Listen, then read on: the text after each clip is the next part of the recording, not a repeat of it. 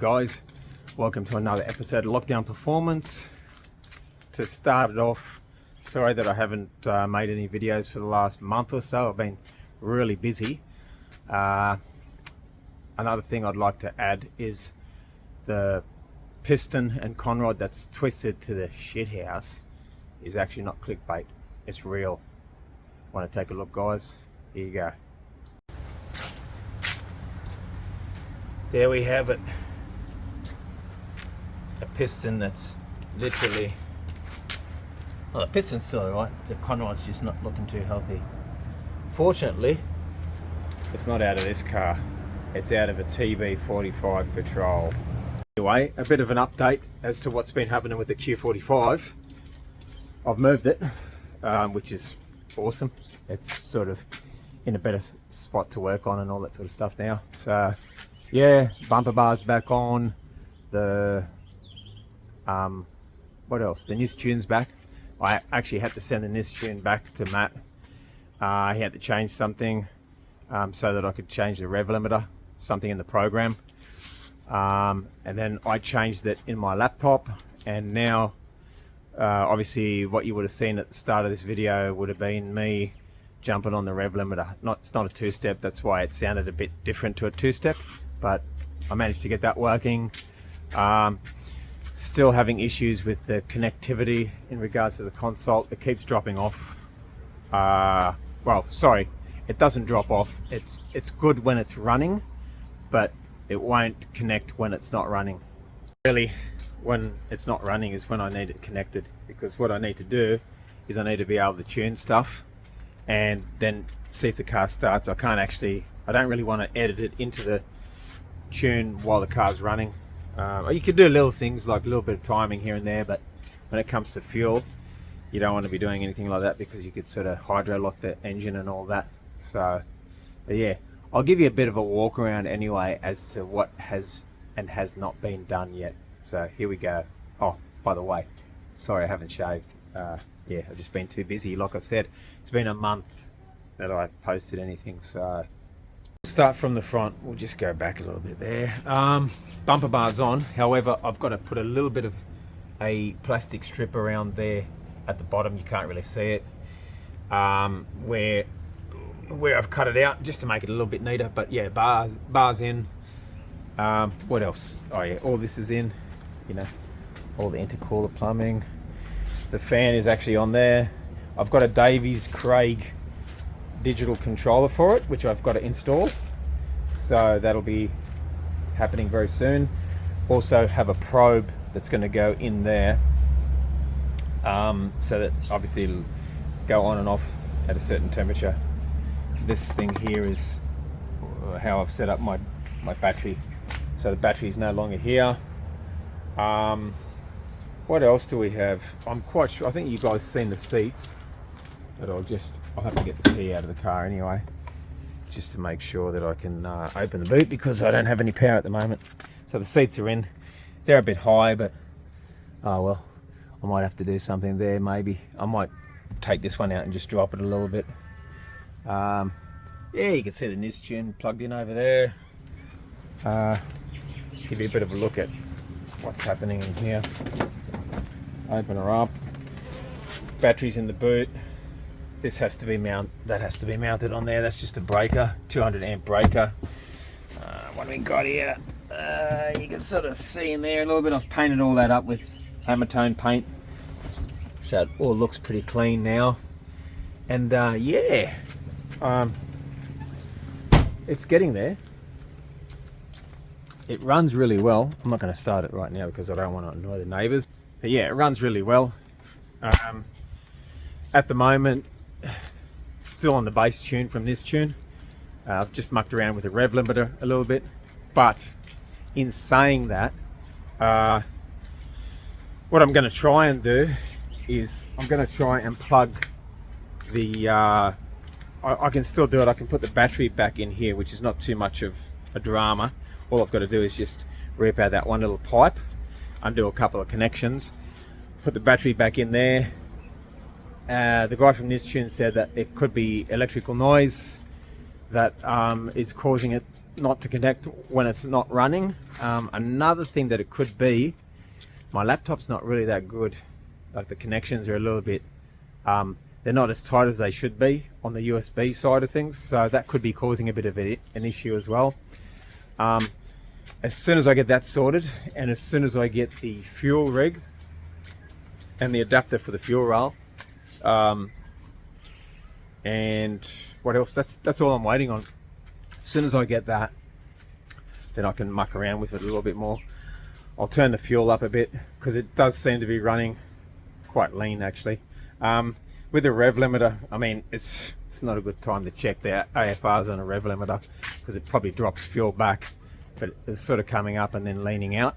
I was only revving it to like 2.5, 3,000 on that rev limiter. So, but yeah, just to give you a bit of a look anyway. So the fuel reg's going to go in there. Fuel rails, the original reg is there. I've got an adapter for it so that I could put the fuel reg on there.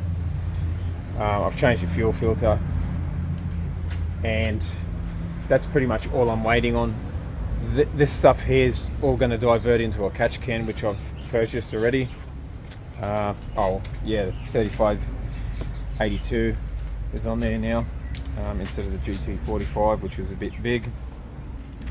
As for this system here, I've been thinking, you know, obviously what I want to do is get this car finished within the next month.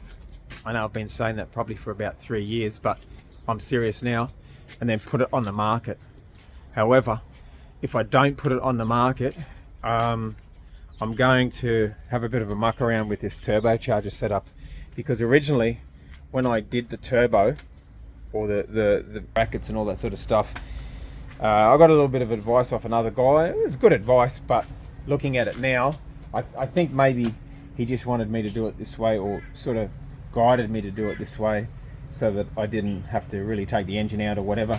He did say that this was over-engineered, this part here, with that bar. So I agree that I over-engineered.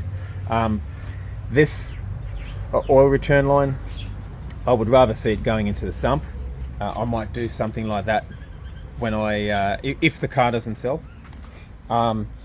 This turbocharger here, I'm thinking of eventually, once I get a bit of a tune into it and try it out and see how it goes, I'll change it out for a what do you call it, V-band housing, so I can sort of rotate it a little bit. And yeah, so I've got a couple of ideas there. As for this exhaust, I couldn't see any other way of doing this with this bracket system on here as to coming up, but if I change this, I'll end up probably running it down through there and then out the side. It is very, very complicated with these cars because there's not a lot of room to start with, and then you sort of trying to put a turbo and all that sort of stuff on. I mean, I know guys that have done these engine swaps with turbo setups and had to do some modifications on the rails. Not in this particular car, but like in an S13. But I mean, I don't know if the S13 chassis is much different to this. I don't think it's narrower. You know, this is a pretty narrow chassis sort of setup here. Old mate down in Sydney, Adam, who I did a video on his S13, ended up having to cut out some of the sheet metal around the strut towers and all that. So yeah, it's complicated. Yeah, so to the main part of this video, the main part is that I'm going to get rid of the car soon. All right, it's going to go on Marketplace, and I'm going to ask 10 grand for the car. If I don't get 10 grand, I'm just going to keep it. I've got a heap of parts at the moment for sale on Marketplace. I'll give you a bit of a look. So this here is pretty much full of Q45 parts and VH45 parts. There's 6 tubs there. In that room there, I've got some other stuff that I'll show you. So I've got some door trims, and then I've got rear parcel shelf, all these trims here. There is, what else? I've got a full steering rack right here. That's going to go with that parts lot. If I don't sell the parts lot, then pretty much everything here that's related to a Q45 or VH45 is going to go with the car for 10 grand. And honestly, that's a bargain, guys. You know, you got exhaust headers, you got an intake, you got literally everything. There's grills, there's headlights. What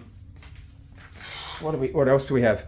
You know, there's a starter motor, there's a air conditioner compressor in there. Really, whoever gets it, if they get the whole package, they're going to get a pretty good deal. Even if they, put it this way, right? If I sell the parts that I've advertised, because I want to get rid of some stuff, I need some room. They're still going to get some parts with the car, but it's not going to be as much. There's heaps more. There's a steering rack, subframe. There's freaking 4 doors. One of them's crashed up a bit. There's a boot lid, a rear bar, a brake booster. I could keep going on and on and on. Like there's literally heaps of stuff here.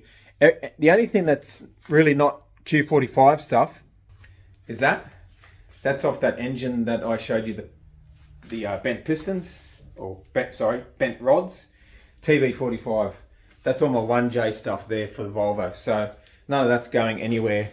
Nothing pretty much, like, let's just say that shelf, there, and there. Obviously I've got all my tools and stuff here, so that's not going to go anywhere. But everything else, like Q45 related, a complete dash as well. That is going. Now, I'll try to sum this up as quick as I can from what I've got in my memory bank in regards to the parts that I've got for sale at the moment on Marketplace. So the deal is $500, okay? $500 cash. If you want the tubs, which cost me $20 each, there's 6 tubs there. I think that might have been more than $20. I think that might have been $25. They're $100 if you want the tubs as well, because they're near new. I've only just bought them a couple of months ago. So all the stuff in the tubs, plus the tubs, $500, plus 4 doors with the motors and the windows, everything like that. A rear bar, a good rear bar, a boot lid, door trims, a steering rack, a subframe, and also a complete, so I should maybe explain that a bit better. A power steering rack, and also a complete steering rack with a key that actually works, all right? And an air conditioner compressor. I'm just trying to think if there's anything else. Oh yes, and I'll throw in the brake booster as well. So $500 pretty much for all that. If you can pick it up for $500, that's a deal that you won't find again probably, because you know I've stripped these Q45s down now to literally nothing. So there's bits and pieces that you probably won't find anywhere in those boxes. If it doesn't sell, it'll go with the car. So, and you know, I've got a fair bit of knowledge when it comes to these Q45s. I can still source certain things. Am I going to miss the car? Yeah, bloody oath I'm going to miss the car. Is it going to affect my life? Maybe for like a day. But honestly, life goes on. Whoever gets this car will have a car that's got a fair bit of potential there. Still got to do little bits and pieces, but I'm going to try to have it all pretty much nearly there, if you know what I mean. Dyno might be the costly thing about it. So, but anyway, yeah, that's where I'm at. And I will show you a few other things when I get outside. So people are probably going to say, well, if you get rid of the Q45, you know, that's what the channel's all about, really. Q45. Yeah, sort of. But, you know, I've got something else here with a 45 number in it. And I mean, like, it's a similar colour. and they do like turbochargers. This thing here is a TB45, which has got a bloody heavy bonnet, especially when you're trying to videotape with one hand and lift the bonnet with the other. Yeah, it just needs to have the timing put back in correct. And yeah, I will turbocharge this. I know when it comes to these TB45s, you can run 6 to 8 pounds safely on the standard ECU. Probably just going to go for 6 with a fuel rig. I'll do that, and then I'll buy another engine off a friend of mine and put some bigger rods in it, and then swap it over eventually. So that's going to be the next thing, along with the Volvo as well. But as for the Q45, I guess all we need to do and think, the way we need to think right now is, well, if it sells, that's it with the Q45. There'll be no more Infinity content.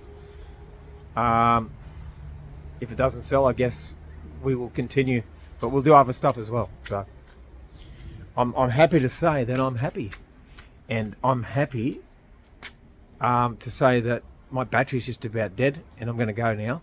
So I will catch you very soon. I know I've said this in the last video more frequently, so I'm not going to say it. I'm not going to say when or how many weeks, days, months, years. I'll just do it. Simple as that. Anyway, I reckon that's about it. Catch you later.